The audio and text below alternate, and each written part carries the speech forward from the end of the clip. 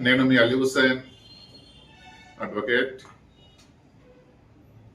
చాలా మంది రిజిస్ట్రేషన్ చేయించుకున్నాం ఒక ల్యాండ్, మా సమస్య సాల్వ్ అయ్యింది అని చాలా మంది అభిప్రాయపడతా ఉంటారు. రిజిస్ట్రేషన్ అయినంత మాత్రాన సమస్య పూర్తి అయినట్టు కాదు. రిజిస్ట్రేషన్ ఒక ముఖ్యమైన ఆధారం అయినప్పటికీ రిజిస్ట్రేషన్ కన్నా ముందు ఆ ల్యాండ్కి సంబంధించి ఏవైనా పాత హక్కులు ఉన్నాయా, లేదా ఏవైనా వారసత్వ ముందస్తు ఒప్పందాలు ఏమైనా ఉన్నాయా, లేదా ఆ ల్యాండ్కి సంబంధించి ఏవైనా కోర్టు ఉత్తర్వులు ఏమన్నా ఉన్నాయా అనేది కూడా మనము పరిగణలోనికి తీసుకోవాలి. అంటే రిజిస్ట్రేషన్ అవ్వకముందే మనం ఈ పాయింట్స్ని బేసిక్ చేసుకొని ముందుకు వెళ్ళాలి.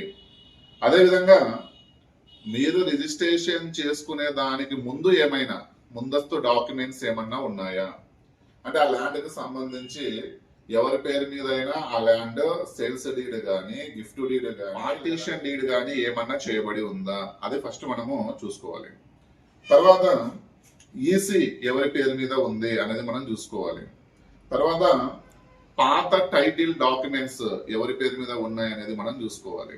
అంటే ఇప్పుడు కుమారుడు మీకు రిజిస్ట్రేషన్ చేసిస్తున్నప్పుడు పాత డాక్యుమెంట్స్ ఎంఆర్ఓ ఆఫీస్లో అడంగలు, అంటే ఓల్డ్ అడంగలు కానీ లేదంటే ఓల్డ్ ఆర్ఓఆర్ కానీ ఎవరి పేరు మీద ఉందో మీరు రిజిస్ట్రేషన్ ముందు పరిగణలోకి తీసుకోవాలి. తర్వాత పాస్బుక్లు ప్రజెంట్ మీకు రిజిస్ట్రేషన్ చేసిస్తున్న వ్యక్తి పేరు మీదనే పాస్బుక్ ఉందా, గతంలో ఆ ల్యాండ్ ఎవరి పేరు మీద ఉంది, గతంలో పాస్బుక్ ఎవరి పేరు మీద ఉంది అనేది మీరు రిజిస్ట్రేషన్ కన్నా ముందు చూసుకోవాలి. మ్యూటేషన్ వివరాలు కూడా చూసుకోవాలి. అంటే మీరు రిజిస్ట్రేషన్ చేసిస్తున్న వ్యక్తికి సంబంధించి ప్రజెంట్ మ్యూటేషన్ ఉంటుంది, అంతకన్నా ముందు ఎవరి పేరు మీద మ్యూటేషన్ ఉంది అనేది చూసుకోవాలి.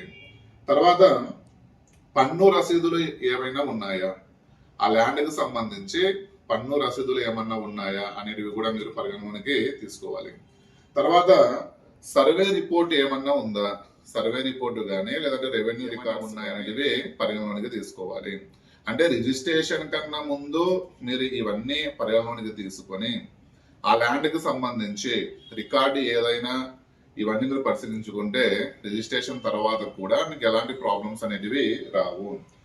భూమి రిజిస్ట్రేషన్ అయ్యిందని మీరు ఎప్పుడు నిర్లక్ష్యం చేయకండి.